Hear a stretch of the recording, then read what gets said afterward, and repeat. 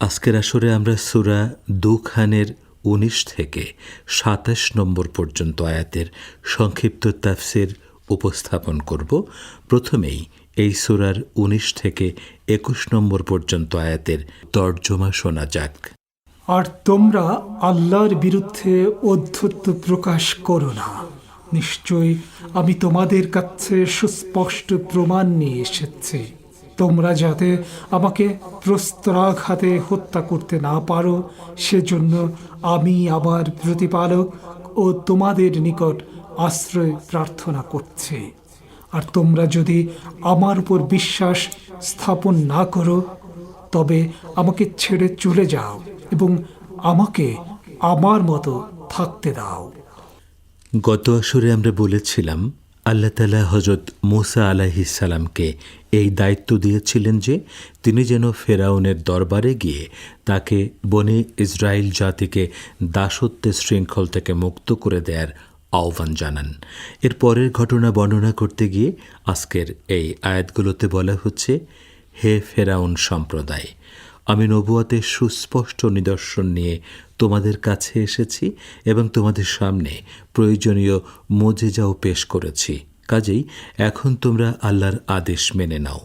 তাঁর আদেশের সামনে ঔদ্ধত্য প্রদর্শন বা তাঁর নির্দেশ অমান্য করো না।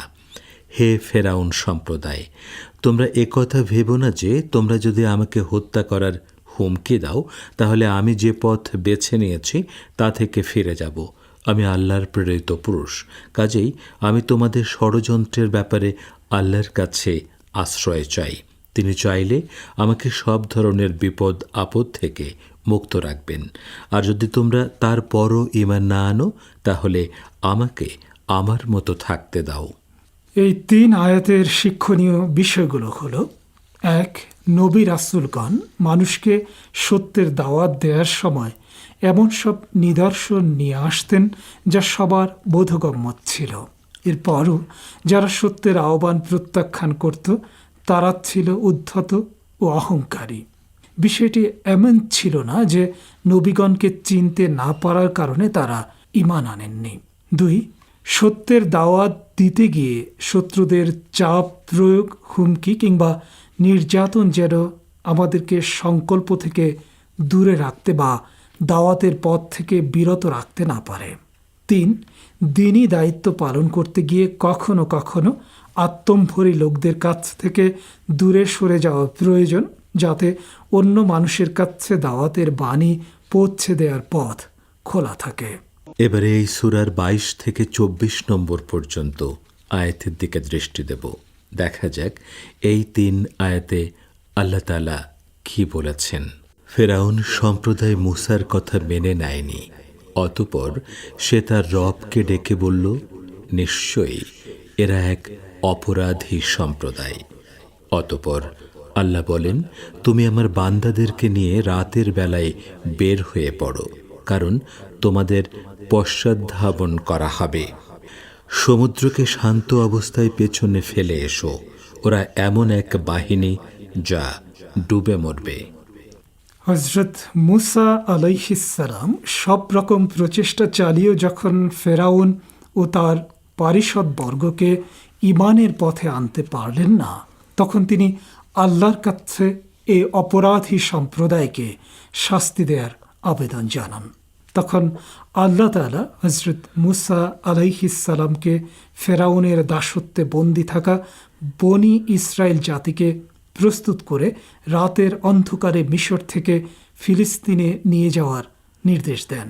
এরকম অবস্থায় ফেরাউন ও তার সাঙ্গপাঙ্গরা বনি ইসরাইল জাতির পিছু নেবে, এটাই স্বাভাবিক। আল্লাহ তাআলা বনি ইসরাইল জাতিকে এই প্রতিশ্রুতি দিলেন যে তাদের জন্য প্রবল খরস্রোতা নীল নদ এমনভাবে শান্ত হয়ে যাবে যে তারা নদীর ভেতর তৈরি হওয়া রাস্তা দিয়ে ওপারে চলে যেতে পারবে।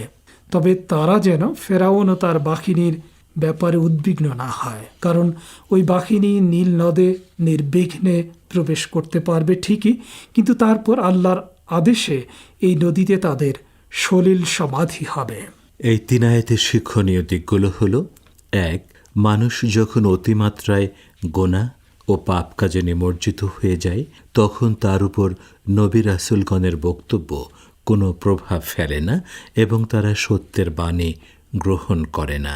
2, দোয়ার সঙ্গে সঙ্গে মানুষকে চেষ্টাও চালাতে হবে। আমাদেরকে আমাদের দায়িত্ব পালন করার সঙ্গে সঙ্গে আল্লাহর কাছে সাফল্য চাইতে হবে, যাতে তিনি আমাদের কাজকে সহজ করে দেন। এবার সূরা দুখানের 25 থেকে 27 নম্বর আয়াত পর্যন্ত তর্জমা শোনা যাক। ওরা পশ্চাতে রেখে গিয়েছিল কত বাগান ও ঝর্ণা, শ্যামল শস্যক্ষেত ও সুরম্য বাসস্থান ও প্রাসাদ, আর নানা বিলাস সামগ্রী যাতে তারা আনন্দ উপভোগ করত। আগের আয়াতে ফেরাউন ও তার বাহিনীর নীল নদে ডুবে মারা যাওয়ার কথা জানানোর পর এই 3 আয়াতে বলা হচ্ছে যে ফেরাউন নিজেকে সৃষ্টিকর্তা বলে দাবি করত। সে ও তার বাহিনী বিপুল পরিমাণ পার্থিব সম্পদ ও ভোগের সামগ্রী রেখে হতভাগ্যের মতো মৃত্যুবরণ করেছিল। এসব সুরম্য প্রাসাদ, বাগবাগিচা ও রাষ্ট্রীয় সম্পত্তি সব বনি ইসরায়েল জাতির হস্তগত হয়। বিস্ময়কর ব্যাপার হচ্ছে, কয়েক ঘন্টা আগেও যে মানুষগুলো ছিল কৃতদাস, তারা কয়েক ঘন্টা পর রাষ্ট্রীয় ক্ষমতা, সিংহাসন, সবুজ ফসলের ক্ষেত ও ফলের বাগান সহ নানা রকম পার্থিব সম্পদের অধিকারী হয়ে যায়। এ সবই হচ্ছে আল্লাহ তাআলার মুজিজা বা অলৌকিক নিদর্শন। হযরত মূসা আলাইহিসসালাম তার হাতের লাঠি দিয়ে নীল নদের পানিতে আঘাত করার সঙ্গে সঙ্গে তার ভেতর দিয়ে চলাচলের বিশাল রাস্তা তৈরি হয়ে যায়। বনি ইসরায়েল জাতির লোকেরা ওই পথ অতিক্রম করার পর ফেরাউন ও তার বাহিনী যখন একই রাস্তা ধরে নদীর মাঝখানে চলে আসে, তখন নদীর পানি আবার প্রবাহমান হয় এবং সেই পানিতে সবাই ডুবে মারা যায়। এই 3 আয়াতের শিক্ষণীয় দিকগুলো হলো: 1, আল্লাহ তাআলার ইচ্ছার কাছে অন্য সব ইচ্ছার পরাজয় ঘটে।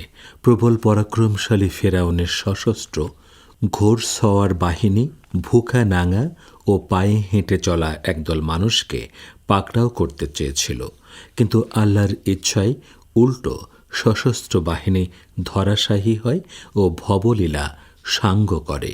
2, পার্থিব সম্পদ ও ভোগবিলাসের সামগ্রী মানুষকে নিরাপত্তা বা মুক্তি দিতে পারে না। মানুষ যত বড় শক্তিশালী প্রাসাদেই বসবাস করুক না কেন, আল্লাহ পাকড়াও করতে চাইলে তার পক্ষে বেঁচে থাকা সম্ভব নয়।